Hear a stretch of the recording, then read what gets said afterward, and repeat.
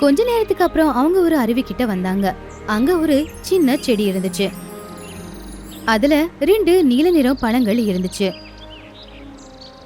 அடடா, இந்த பழம் பாரு எப்படி ஜொலி ஜொலிக்குது. இப்படிப்பட்ட பழத்தை நான் இது வரைக்கும் பார்த்ததே இல்ல. சரி, பார்த்துட்டோம் அப்படின்னா அதை சாப்பிட்டு பார்க்கலாம், அதோட சுவை எப்படி இருக்குன்னு அப்படின்னு அவங்க அந்த செடிக்கு பக்கத்துல போனாங்க. 2 பேரும் ஆளுக்கு ஒரு பழத்தை சாப்பிட்டாங்க.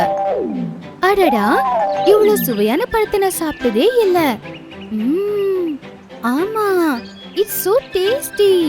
இந்த பழம் சாப்பிட சாப்பிட சாப்பிடணும் போலவே இருக்கு அப்படின்னு அவங்க 2 பேருமே சாப்பிட்டாங்க. 2 பேரும் அந்த பழத்தை சாப்பிட்டு அதுக்கப்புறம் பார்த்தப்போ பழம் சாப்பிட்ட இடத்துல நீல நிறத்துல ஒரு வைரம் இருந்துச்சு. அட, இது என்ன அதிசயம்! இந்த பழங்களோட விதைகள் நீல நிற வைரம் மாதிரி எதுக்காக இருக்கு?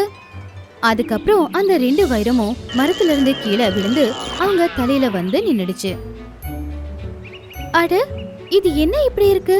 இது எதுக்காக நம்ம தலையில வந்து இப்படி உக்காந்துருக்கு? 2 பேரும் அந்த வைரத்தை தலையில இருந்து எடுக்க எவ்வளவோ முயற்சி பண்ணாங்க. ஆனா அது அந்த இடத்தை விட்டு நகரல.